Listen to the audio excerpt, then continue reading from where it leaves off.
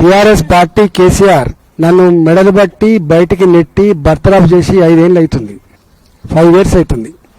April మీకు idea ఉండాలి. ఆనాడు ఆయన ముఖ్యమంత్రిగా మొత్తం మీడియా అంతా కూడా చెరబట్టి అన్ని పేపర్లను అన్ని ఛానళ్ళని తన సొంత కథనాలను ప్రసారం చేసేటట్టు చేసి ఆనాడు ఏం జరుగుతుందో తెలియనటువంటి ఒక ఉక్కిరి బుక్కిరి పరిస్థితిని క్రియేట్ చేసిండు. ఆనాడు మాలాంటి వాళ్ళం బయటకు వచ్చి చెప్పుకుందామంటే కూడా ఎవరు రాయని పరిస్థితి, ఎవరు చెప్పని పరిస్థితి, అనివార్యమైన పరిస్థితులలో మేము భారతీయ జనతా పార్టీలో జాయిన్ అయినాం. మేము సమాజానికి మళ్ళీసారి తెలియాల్సిన అంశం ఏంటంటే ఈ మధ్యకాలంలో నాది శోభమ్మ గారిది కరీంనగర్లో ఫోటో వేసి జీవన్ రెడ్డి గారు వీళ్ళంతా మళ్ళీ పార్టీ మారుతుందని చెప్పి పోస్టర్లు పెట్టుడు, దానికి కొంతమంది మాలాంటి వాళ్ళు కూడా దాన్ని ప్రమోట్ చేసి ఇట్లాంటివి జరుగుతూ ఉన్నాయి. నేను ఆ రోజు చెప్పిన మళ్ళీ ఈ రోజు చెప్తున్నా, పార్టీలు మారడం బట్టలు మార్చుకున్నంత తేలిక కాదు అని. రెండో మాట కూడా గుర్తు చేస్తున్నా, నాలాంటి ఆ స్థాయిలో ఉన్నటువంటి నాయకులు ఒకవేళ బయటకు వచ్చినా పార్టీలు మారకూడదని కూడా ఒక సందేశం ఇచ్చినాడని, పార్టీలు మారకూడదనే సందేశం కూడా నేనే ఇచ్చిన.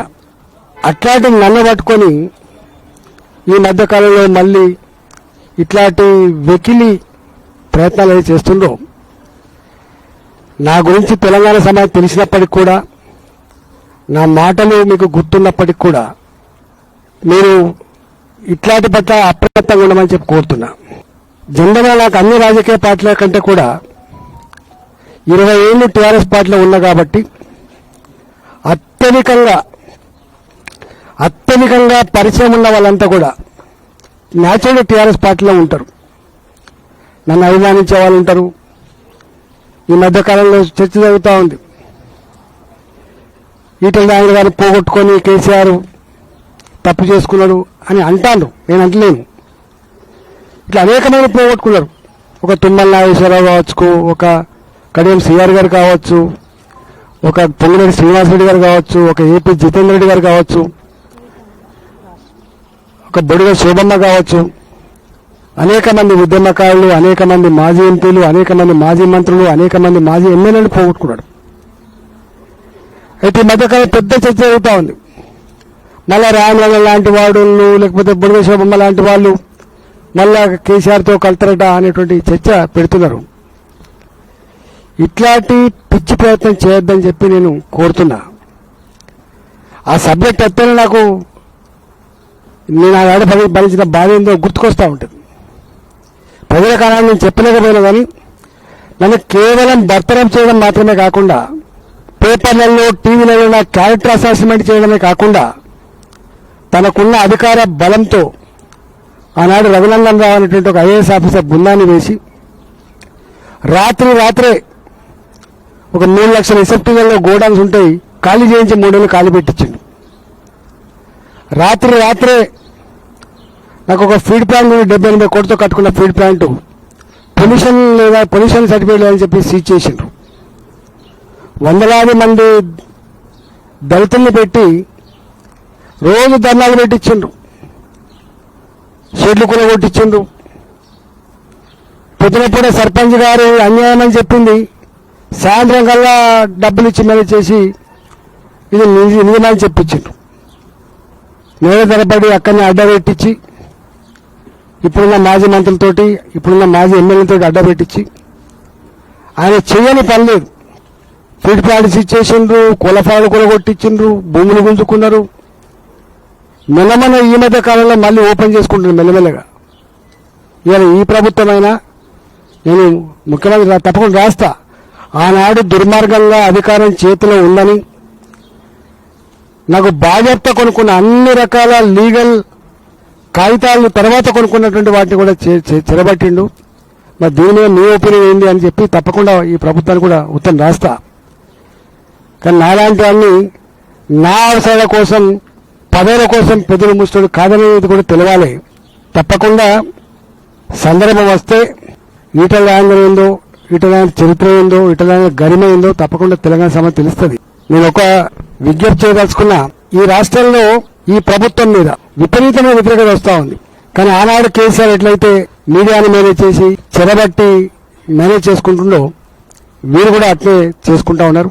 దీనంతా ప్రజలు గమనిస్తూ ఉన్నారు. సందర్భం వచ్చినప్పుడు తప్పకుండా ఇప్పటికే హైదరాబాద్లో మాలాంటి వాళ్ళం ఒక హైడ్రా పేద ఇళ్ళు కూల్చేసినాడు ఎట్లా స్పందించడం, మూసి పేరిట వాళ్ళ వెనుక ఉన్న ఏజెంట్ అయిందో దాని మీద మేము ఉద్యమించడం, ఇవాటికి పేదల అసైన్మెంట్ భూములు గుంజుకుంటున్నప్పుడు దాన్ని అడ్డుకున్నది మేము. ఇట్లా అనేక విషయాల మీద ఉన్నాం. రాబోయే కాలంలో తప్పకుండా ఈ ప్రభుత్వం బుకాయిస్తూ దబాయిస్తూ మీడియాను మేనేజ్ చేస్తూ ఇవాళ వాళ్ళ ఇచ్చినటువంటి హామీలను పక్కకు నెట్టి ఉల్టా దాడులు చేస్తుందో దాని మీద కూడా తప్పకుండా మేము త్వరలోనే ఉద్యమం చేస్తామని చెప్పి హెచ్చరిస్తా ఉన్నాం.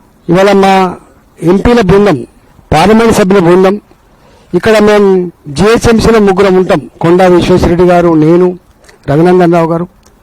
ఇప్పటికే ఈ జిహెచ్ఎంసీ పరిధిలో ఎన్నికలలో ఎట్లా మేము కలిసి పనిచేసుకోవాలి, ఎట్లా గెలిపించుకోవాలి దాని మీద మేము ఆలోచన చేసినాం. తప్పకుండా చేస్తాం. తర్వాత 6 మంది ఎంపీలం ఉన్నాం. 2 కేంద్ర మంత్రులు పక్కన పెడితే మేము 6 మంది ఎంపీలం ఉన్నాం. 6 మంది ఎంపీలం కూడా తప్పకుండా ఈ రాష్ట్రంలో ఉన్నటువంటి సమస్యలు ఏవైతున్నాయో మా ఎంపీలతో పాటుగా మా ఎమ్మెల్యే బృందాన్ని కూడా ఇన్వాల్వ్ చేసి ఇలా మా దగ్గర డంపింగ్ యార్డ్ ఉన్నది. ఎన్నిసార్లు మొదలుపెట్టుకున్నా కూడా దానికి ఒక పరిష్కారం లేదు. చివరికి నేనే సుప్రీంకోర్టులో ఒక ఇన్వాల్వ్ అయ్యి కేసు వేసిన.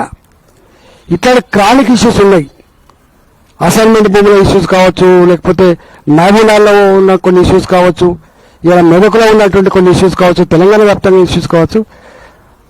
ఇలా ఇష్యూస్ మీద కూడా మా ప్రజాప్రతినిధిగా తప్పకుండా ఏదన్నా పోరుబాట పట్టాలని చెప్పి నిర్ణయించుకున్నాం. మొట్టమొదటి ఇష్యూ రేపు మేమంతా కూడా చలో బాలాజీ నగర్ పిలిపించి ఆ ఇష్యూ మీద తప్పకుండా మా ఎంపీల బృందం అంతా కూడా మా ఎమ్మెల్యేతో కలుపుకొని ఆ సమస్యలు పరిష్కారం అయ్యేంత వరకు వదిలిపెట్టే ప్రసక్తి లేదని చెప్పి నేను విజ్ఞప్తి చేస్తున్నా. ఈ పార్లమెంట్ పరిధిలో జరిగేటువంటి ఎన్నికలలో డెఫినెట్గా ఇప్పటికే సర్వేలు చేసుకుంటా ఉన్నాం. డబ్బులు నమ్ముకొని, ప్రలోభాలు నమ్ముకున్న వాళ్ళు ఒకరికి ఉన్నారు, ధర్మాన్ని నమ్ముకున్న వాళ్ళం, ప్రజలు నమ్ముకున్న వాళ్ళు ఇంకొక వైపు ఉన్నాం. 100కు 100% ఇక్కడ జరిగేటువంటి ఎన్నికల్లో మేము పగడ్బందీగా ప్లాన్ చేసుకుంటున్నాం. తప్పకుండా రాబోయే ఎన్నికల్లో విజయకేతనం ఎగరడానికి మేము తప్పకుండా ప్రయత్నం చేస్తాం. Thank you.